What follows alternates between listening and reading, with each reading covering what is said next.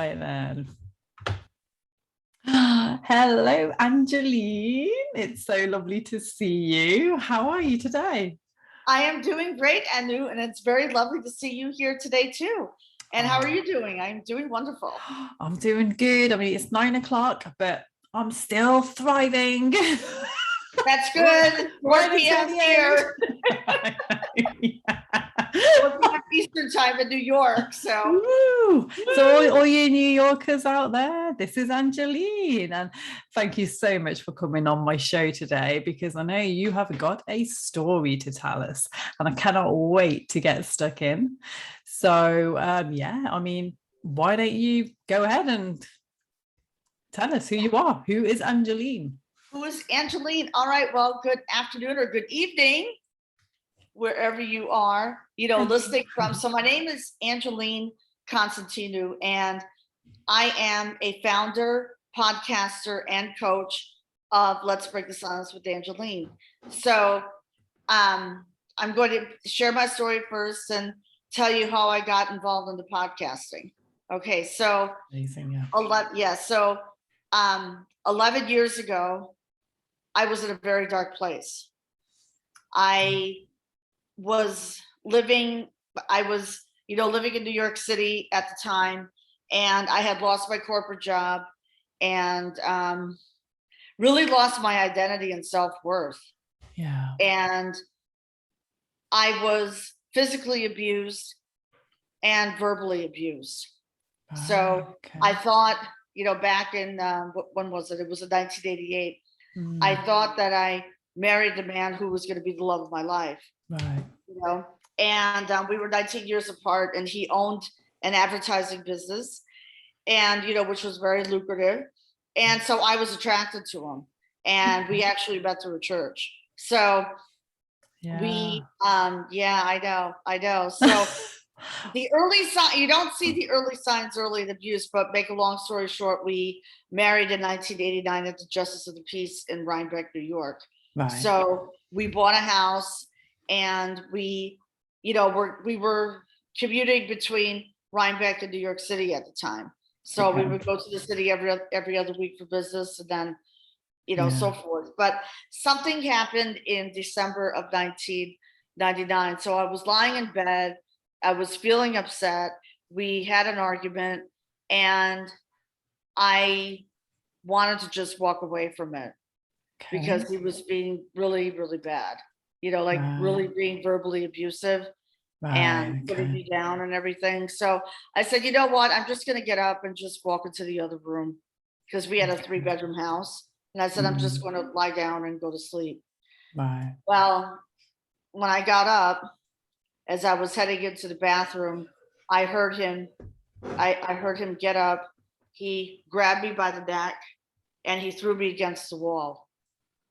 And I fell backwards. And that was just out of the blue? That was just, I didn't expect it. Okay. But it was too late, because when I turned around, it was too late. When I saw him from behind, it was just too late. I couldn't, run into the other room and slam the door, but he was just out of control. Right. So I felt my nose crack. I was flat on my back. I was bleeding. I was crying. God. And I thought that was going to be the end of my life. I thought that was going to be it. But the good Lord, the good Lord just said, no, you're going to live. And he ended up taking me to the hospital, to the emergency room, which is not unusual which is not unusual in a domestic violence situation, because he was afraid I was going to report it to the police and everything. So he thought by taking me to the hospital, I would just forget about it. Oh, goodness. Yeah. Oh, wow. So what was the story? What was his story about what happened? His story, I found out that his mother hit him. This was back when he was growing up. I didn't know all of this. So I found out through his, sister who passed away. Yeah. But I found out through his sister and a couple of family members. So, so that probably something triggered. but there's no excuse to put your hands on a woman. No excuse whatsoever. There is Absolutely so not. Yeah. yeah. So I was in the hospital in the emergency room, and I had a nose surgery specialist, and Okay. he came out. He said, "We're going to operate on you on Friday." So I had reconstructive nose surgery on Friday. Oh, wow. Yeah. So I went back into the hospital. In Kingston, New York, there's a hospital, like a Catholic hospital. So Yeah. nurses would come in and pray, and Oh. I had to stay over that night. So the surgery was successful. I was all bandaged up, but I was in pain, and they gave me too much Demerol. So I ended up staying overnight. I had to stay Okay. overnight because I was sick. Yeah. Yeah, but the next day I was much better, and I was able to go home. So yeah, but I was all bandaged up, but I couldn't remove the bandage for a week. So this is my nose Oh, with a wow. deviated septum, but Oh, yeah, I no. know. Oh my goodness, I no, but we share a similar story there, because I actually got headbutted as well by a man when I was just 18 years old, just because I wouldn't kiss him. And that led me to have a deviated septum, which I had to get surgically corrected later on in yeah, my adult life. So yeah, wow, it's yeah. interesting, right? And I just can't believe that so you went through all that and what you Went were through all. you were Yeah, silent. You were silent. Did you broadcast this? What had happened to your friends, family? I told a few family members, but not the police. So that's where God. I went wrong. Yeah. So I allowed the abuse to linger for another 8 years. Oh, So wow. That's a lot to carry. it's a lot to carry, but it was Mm. verbal abuse because when he semi-retired from his business, I went out to work in corporate America because at that time I wanted to make a name for myself Oh, and okay. have my own money and have my Yeah. own identity. Yeah. And he would, but that didn't resonate with him. Ah, So I okay. finally drew a line in the sand after we lost $100,000 in the stock market.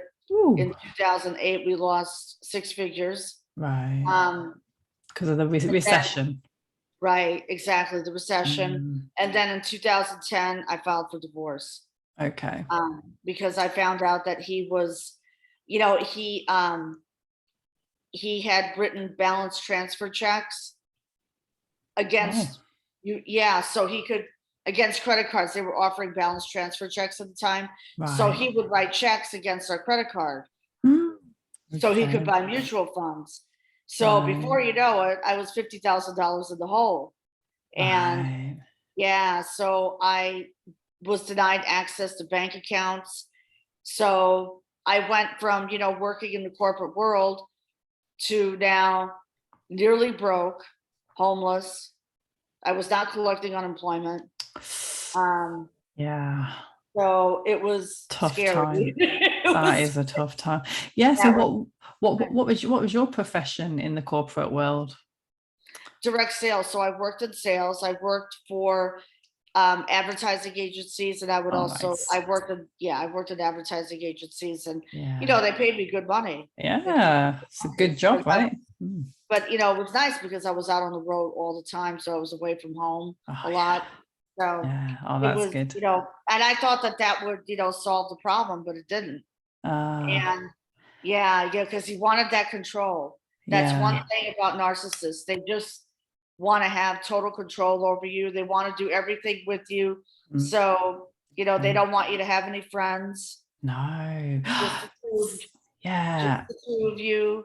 And Yeah, yeah, and you must have gone through the whole stages of the narcissistic relationship where he love bombed you at first, right, and then right. he distanced himself, and oh, it's just awful. Like they've all got the same pattern. Was it the same as your husband?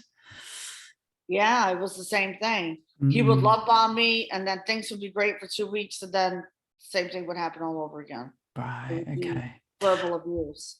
Okay. Yeah. And Control. fortunately, I had the police on my side. They didn't arrest him, Yeah. but they were on my side Oh, because I brilliant. found out through the sergeant of the New York State Police that he had written a letter to them admonishing me, and they didn't like that. That was like, Ooh, okay. Yeah. so I went for an order of protection, and then I stayed out at my not at my parents', at my first cousin's house for a little over a week.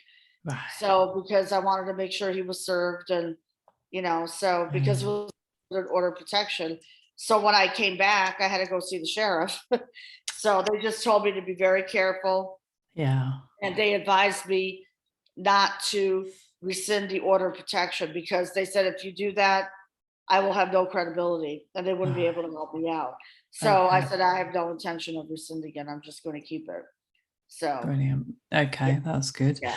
And wow. And so you have any kids with this perpetrator? No. Okay, that's good. Right. Yeah. That worked out. That worked out. Oh my God. So tell us what happened then. How did you break away? What, where are you now? Okay. So here's how I broke away. I started to get myself, first of all, I took ownership. Okay. So in order to get out of victim mode, you must take ownership. Okay. So I took ownership at first. I love that. Yeah. So I could get myself out of victim mode, and I'm very happy I did that. Brilliant, so once I did that, I became involved in the online world of Facebook. Okay. Yeah. And there was a health and wellness business that I was very, very passionate about. Nice. And I decided to go for it. Under, because I was basically living the gypsy life for 1 year before my divorce. But wow. It was mindset. I did a lot of mindset work. Yeah. I had coaching sessions, and I started to surround myself with high vibe people who were on a higher level than me. And when I did that, and I started going out by myself more, I was going to places by myself. I was taking yoga classes. I was, really, and when I did that, that opened up a whole new world for me, and it got me out of the dumps. Yeah. Okay. And I started to gain confidence back in myself, because, brilliant, getting that confidence back was something that I had to do. Takes I knew time. I was on my own. That was hard. I mean, you can, sit around and feel sorry for yourself, but that's not going to help you. You have to get out there. And I was in therapy for 1 year. And when I remember going out to dinner by myself at this historic inn called the Beekman Arms. Right. And the Beekman Arms, in hotels. So okay. I went into one of the restaurants, had dinner. I was sitting by myself, and it was quiet. Yeah. So I looked around, and my phone rang, and then a friend called me. So I said, I'm out to dinner by myself. And this was like, what? I'm so sitting here at the table, but they're treating me very well. I'm getting the royal treatment here. Brilliant. So she said, you know what? Enjoy yourself. And she said, dining alone can be very tranquil. And I will never forget that. Oh, wow. It can, always stuck in my mind. Yeah, that always so stuck important. And that, once she said that, I was like this. I was like, that put me in a high vibrational state. Wow. So, so the crying was over, everything was over. So I said, you know what? I'm going to make a new life for myself. And I stumbled upon a magazine, and I was in their reading room, because I would go there a lot for business too. So I would go in the reading room, and I would read, and there was a magazine, and they were talking about, there was an article in Saratoga Springs, New York. So I live 4.5 hours north of New York City, and an hour and a half north of Rhinebeck, New York. So when people, if they want to Google that, they can. Okay. So I said, oh, I haven't been to Saratoga in 10 years. I said, why don't I just make a trip up there? Right. So the same day that I filed the divorce papers and went to court, I wrote out a check to my attorney for $5,000 for the retainer fee. I know. Wow. Okay. And I had to borrow the money from my parents. They were glad to help me. They were very, very happy to help me. And then I made a trip up to Saratoga Springs. Wow. So I stayed at a hotel because I had accumulated points, from Okay. traveling so Yeah. much. So I actually got 2 free nights. So I took advantage of it. So I stayed for 2 nights. I drove up here all by myself, stayed in a hotel. Wow. And then the next day, like, I would go out to dinner by myself. I'm like, wow, this is nice here. I said, I think I'm going to make a plan to move here. So I made a plan. That was it. Yeah, I made a plan.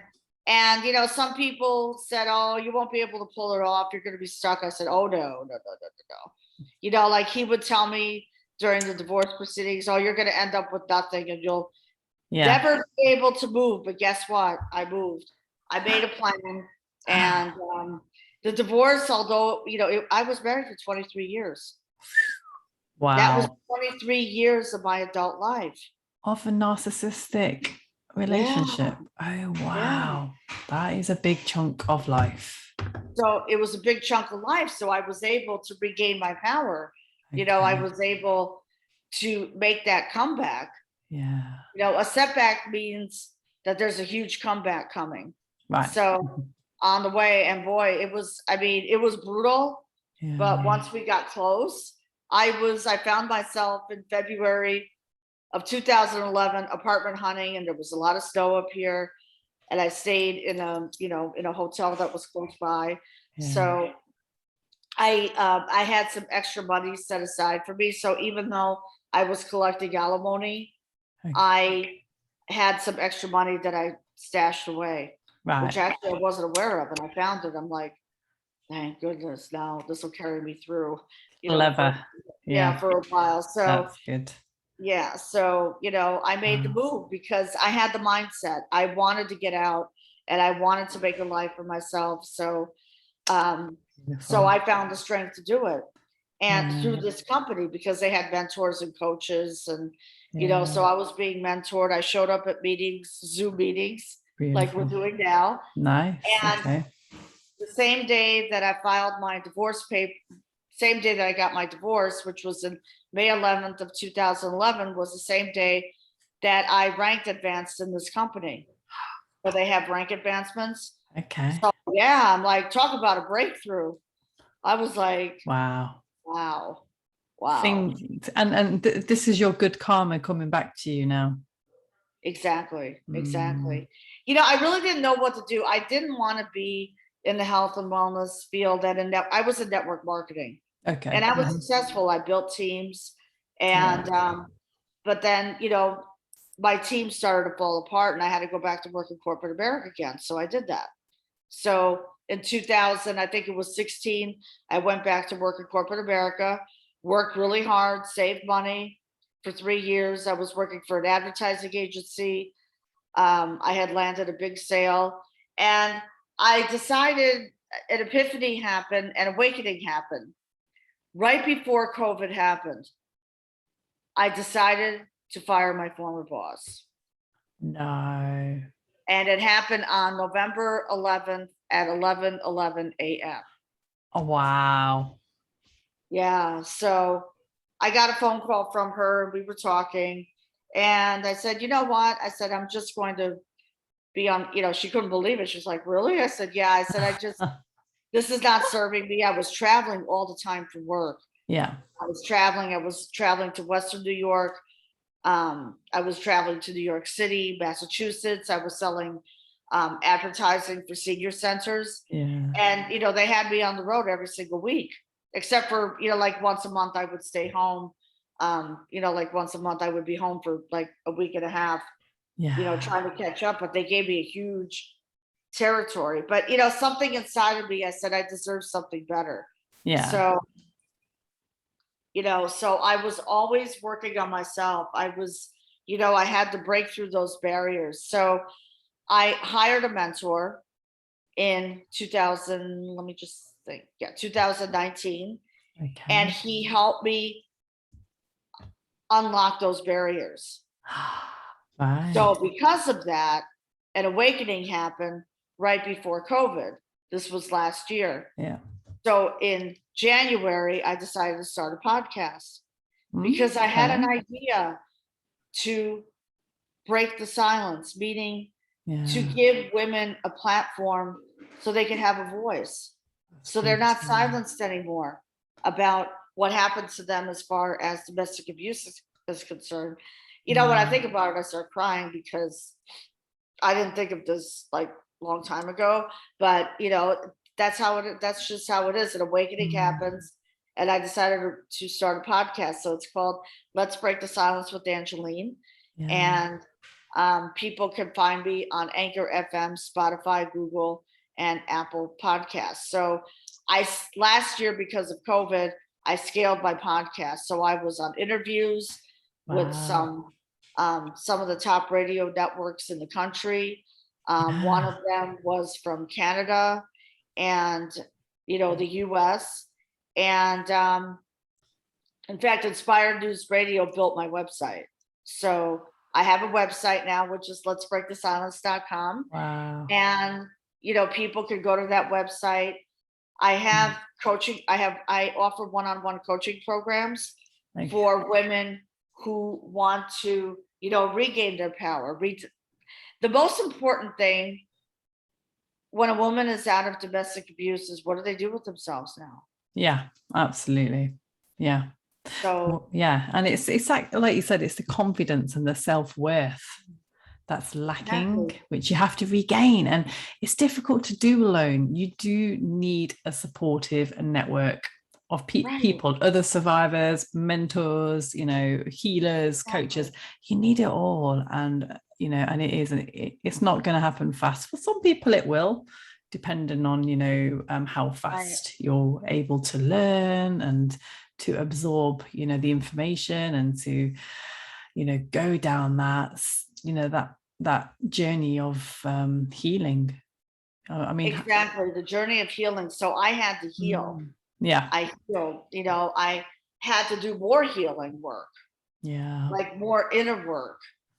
And I, you know, experienced a breakthrough because of that. So I invested, you know, $2,000 in this intensive that he was offering. And I took it for 1 month. We had group coaching calls every week. And they were actually twice a week. So I learned a lot. I was like, wow, I learned a lot about myself. So then, you know, after that, I was, you know, once that happened, I started to attract more abundance and more wealth into my life.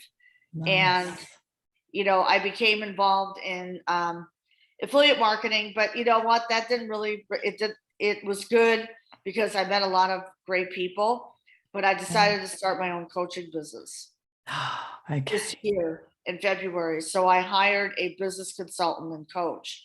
So I have a group coaching program that I'm going to be launching in October. And yeah, which is really going to be great. I'm going to have live group coaching sessions once a week. And there's going to be, you know, I'm going to be offering, you know, a lot of incentives, and there's going to be twice a week, there's going to be, you know, videos for them to watch. They're going to learn a lot about healing meditation. I did another meditation today that was being offered by a friend called Colorful Meditation. So it's where which is very interesting. And they teach you how to paint. So like once you're done with the meditation, start, you know, like if you have a coloring book, you start drawing. To make you feel joyful, because as entrepreneurs, we have to feel that, you know, joyfulness, because if we're just going through the day, lonely road. Lonely road. But in my 6-week group coaching, you know, I will be teaching women how to rediscover themselves. So I have a Facebook group already set up, and it's and I'm going to be doing a masterclass the first week in October, which is the 3-day Revive Yourself masterclass. So we're going to take you on this healing journey. You know, we're going to help you get out of victim mode. We're going to teach you how to love yourself again, because that's one thing that I had to do again. He said, you know, you have to love yourself to love yourself first, because when you love yourself, you love others. You do, And then we're going to help you regain your power. This is, you know, 3 days. And what I'm going to be offering at the end of the masterclass is a free VIP coaching session. So whoever Perfect. wants to Okay. have a coaching session with me, they definitely, you know. And I So, think, yeah, and I think that's really important because a lot of people don't understand what coaching is. And I know there's a lot of people who think that, you know, it's where somebody is there to give you the answers about how your life should be lived, whereas it's not, is it? Coaching is about you actually gaining your own answers to how your life should be lived. And it's for you to, like you said, to have that power of your own destiny and to take ownership. And I think, yeah, coaching is so important. It's played a huge part in my life and my healing. Just having coaching, you know, it is. And I think it's really important. And I think what's important as well is, like you said earlier, about just the education behind, you know, domestic abuse, because I think a lot of people are probably still in these relationships which they're not even sure, you know, what's going on. Like, they're feeling so rubbish and they don't know if, you know, what's going on. And a lot of the times it's because they're in a very unhealthy relationship. So I think it's, yeah, I don't know what your takes are on that. You know, how do people recognize behaviors of an abuser? okay, that's a good question. Okay. Love bombing. Yes. We had talked about that. Yeah. So they'll love bomb you to death. They'll tell you how much they love you. They'll even write letters to you. Did you have that? Yeah. Oh, that wow. happened to me. Yeah, they wrote letters to me. I'm like, that's so extreme, isn't it? really extreme. And if I didn't like write something back to him, he would get angry. Oh, that's a dear. sign. Okay. That's red flag. The red flag. Red flags. Yeah, we like red flags. The reason why they want to do that is because they want to trap you. Mm. They don't really love you. They're doing that to trap you so you don't, oh, I don't need my friends anymore. Oh, I don't need my parents anymore. Wow. And I was actually denied visiting my parents for 18 years. Right. Oh, God. Yeah, I couldn't see my parents. We would only talk on the phone. Where do they live? Well, my mom passed away 4 years ago, but they live in Minnesota. Oh, okay. So, yeah, you know, because I wanted to go visit my parents during the holidays and, you know, nice weather. And I did go for like special occasions, but he wouldn't go. He wouldn't go with me. So I just said, okay, well, then I'm going and you're staying home. Yeah. Whatever. But you know what? He didn't care. Oh, and So how about, that's really huge. Love bombing. Huge. Love bombing. Writing the letters. So don't be fooled because they don't really love you when they do that. That's a horrible realization, isn't it? Yeah. I realized that on my own. And in fact, after the divorce was over, I took all this because I saved everything for the divorce and everything. Yeah. So after the divorce, I went someplace and I just burned everything. I burned all his letters, shredded everything. And, you know, that was a way of freeing myself. But one of the signs is love bombing. I would say control and taking over finances and not having any control of that and just being controlling and abusive. Yeah. Okay. Yeah. And and you just have to watch out for it. Just, you know, if there's any red flags and they don't reveal right away that they're an abuser. Yeah, nobody knows. I didn't know. I was blindsided. Yeah, it is. And I know it's when they start to put you down as well. Like, for example, you know, you might wear something and, you know, they might criticize how you look in that, you know, rather than, yeah. And then you don't even tell me what to wear. He would tell me how to dress. Yeah. He would say, you have to lose a few pounds. Oh, yeah. Yeah. It's awful. I mean, it's the opposite of how someone should make you feel. You know, we should be here lifting each other up and, you know, making each other feel amazing. But when they're not, I think that's the key sign of abuse there. It's right there. It is. Absolutely. That's a key sign of abuse. Absolutely. Yeah. Absolutely. God. And what other kind of behaviors? Yeah, you mentioned about finances as well. So, because I know that, you know, men are, you know, the old kind of style role model figure of the man is the one who controls all the finances of the house, whereas now we're living in a much equalized, probably more women empowerment society, right? Yeah, they get jealous of that. Some men get jealous of that, but they shouldn't be. It shouldn't be. No. Exactly. God, I think it's amazing. But you know what? But you know what? I'm blessed. I have a lot of male friends who support me. Oh, that's brilliant. Yeah, I have. Yeah. I think more male friends than female friends, but now it's starting to become, more equal. Okay. Yeah. Because, like I belong to women's groups, and Yeah. I like to engage and get to know them and collaborate with women. Like you and I are collaborating right now, and I'm on your podcast because podcasting is a huge. I didn't realize that podcasting was a huge passion of mine. I just did not realize that, but I didn't realize that till last year. You know how it is? There's just that inner. Yeah, for sure. Me too. I am loving it. I only started this early this year, and oh my goodness, it's been such a key element for my growth, because I never realized that I could actually talk about my emotions and feelings so much, and podcasting has been such an amazing platform to express ourselves. Yeah. It is. And to just the amazing people that we're meeting. It's just, yeah. And we're all learning off each other, aren't we?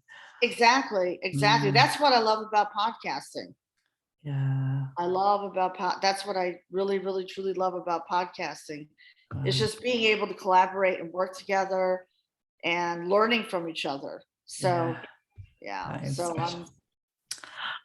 So wow, thank you for that. So obviously you've spoken about your podcast, which is called Break the Silence with Angeline, and that's where you can find Angeline. Where else can my listeners find you? Okay, they can find me on Facebook. So facebook.com/Angeline Constantinou. Okay.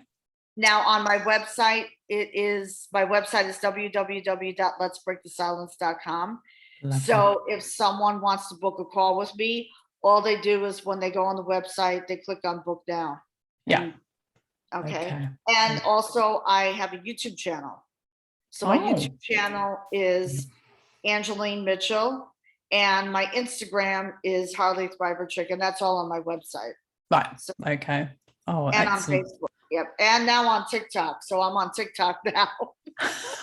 TikTok. I haven't updated it yet, but I'm going to update it. Yeah, I'm on TikTok. So are you doing those crazy videos? I'm doing videos. Yeah. Nice. I have almost 1,900 followers, and I've been on TikTok since May. Oh, wow. Okay. I think it was like first week in May I joined. Okay. I was doing a challenge, and you know what's amazing? That there's a lot of videos about domestic abuse.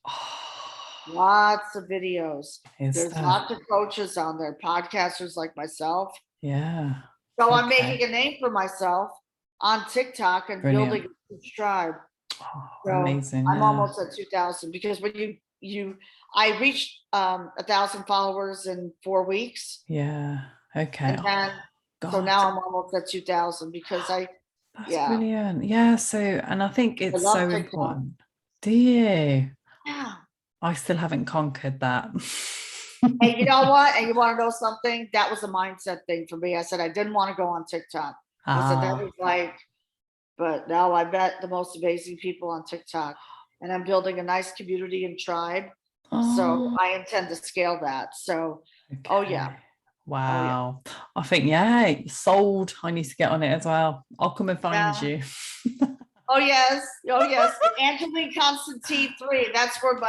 That's my TikTok. Yeah. Lovely. Yeah. That's amazing. But I don't scroll on TikTok all day. The one thing you want to stay away from is the scroll hole. So when I'm working. Yeah. And then, I'll turn it on in the morning early, and then the late afternoon. Yeah. So of course. Yeah. And so it's about obviously having those times that you go on it and not letting it rule your life. Right. So it's so easy to, honestly, when you got so many platforms that you're working from. Oh my goodness. I know. It's it is a full-time job.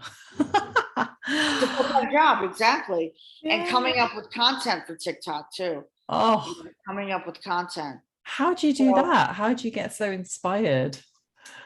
I got inspired from this. Her name is Kenya Kelling, and she's a teacher. She teaches entrepreneurs, podcasters, coaches how to monetize on TikTok. Right. So the monetizing I'm learning, and I'm learning to do creative videos, and you follow trends and then you model it. Okay, brilliant. Yeah, you model it. Hashtag trends. I did a Target with Ulta Beauty, and I almost have 700 views on that. And that was just 2 weeks ago. Wow. And then I was in my living room doing, a TikTok, and that Ulta Beauty had, I think Ulta Beauty's with Target right now, so I think they merged. I believe they merged. So I just did a little thing, and it attracted a lot of people. And then do you post all that onto Instagram as well? Yes, it goes into my Instagram stories, and my Instagram stories go to Facebook. So excellent. Okay. Oh wow, no, thank you so much. Very inspirational indeed. Thank you. You can be inspired by TikTok. I mean, there's a lot of motivation there, but just be prepared. It's the wild, wild west when you first go in. So just be prepared. It's all good. Wow. So what are your key takeaway signs or messages for my listeners? Okay, the biggest takeaway is to, I think one of them is to take ownership. Okay. So if you find yourself in a domestic abuse situation,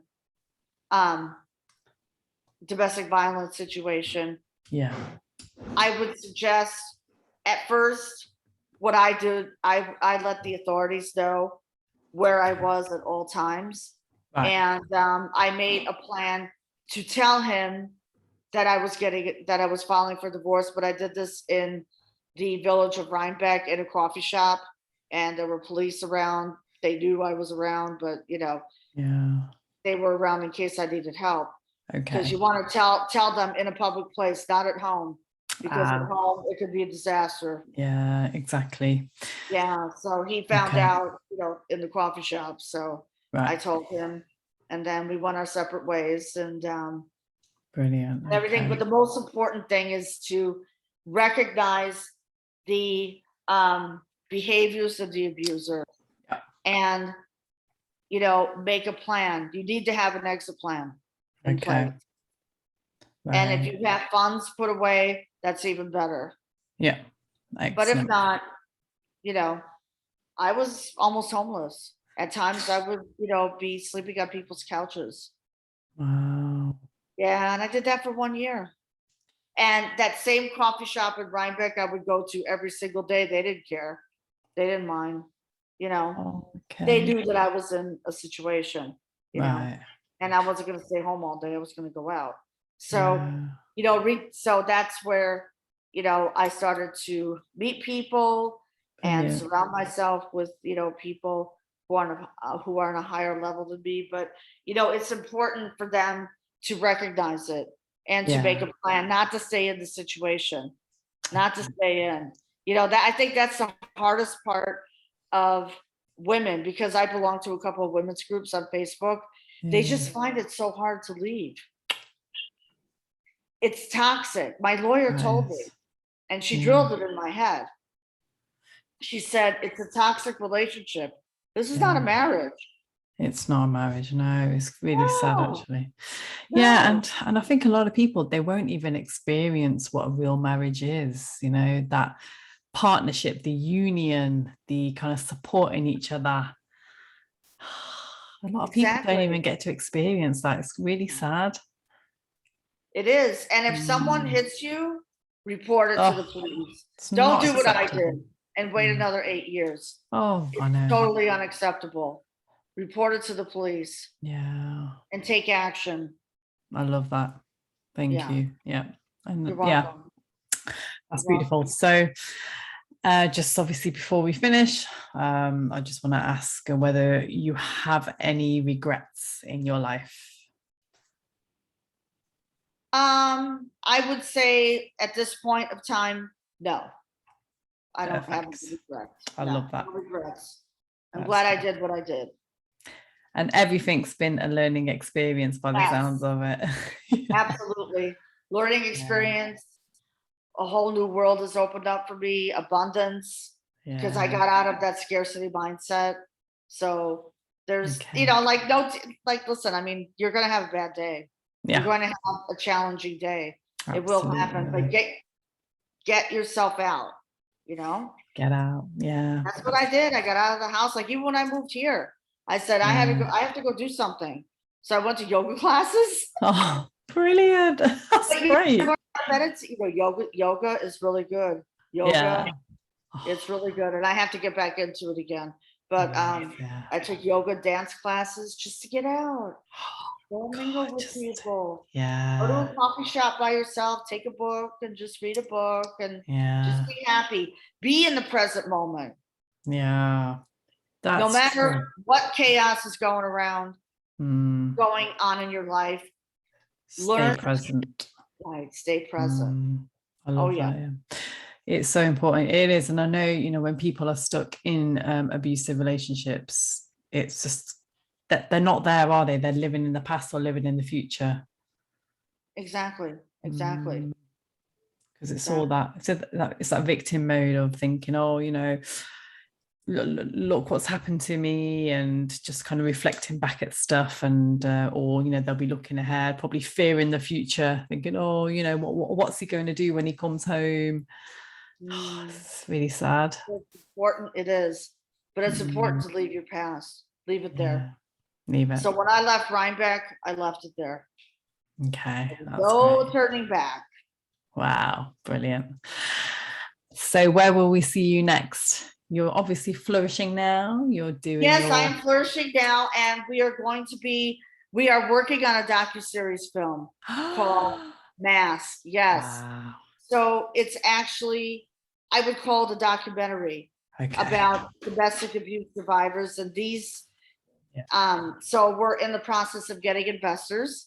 So we have investors who are interested in the project. So once that happens, then this is another benefit of another incentive of people joining my Facebook group and my challenge. They will have a sneak peek of the actual docuseries. So excellent. I know, which is super exciting. So I'm the founder. So this is another epiphany that happened, another congratulations. These stories need to be told. They do. They, people need to be inspired, because the media, so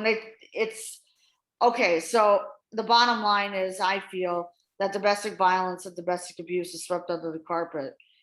So these women are willing to come forward and share their stories. Beautiful. Wow. Of how they regained their power after domestic abuse. And I interviewed these women on my podcast. Okay. And now you're creating a documentary. Wow, amazing. Yes. So we have investors, and we're going to be signing the deal soon.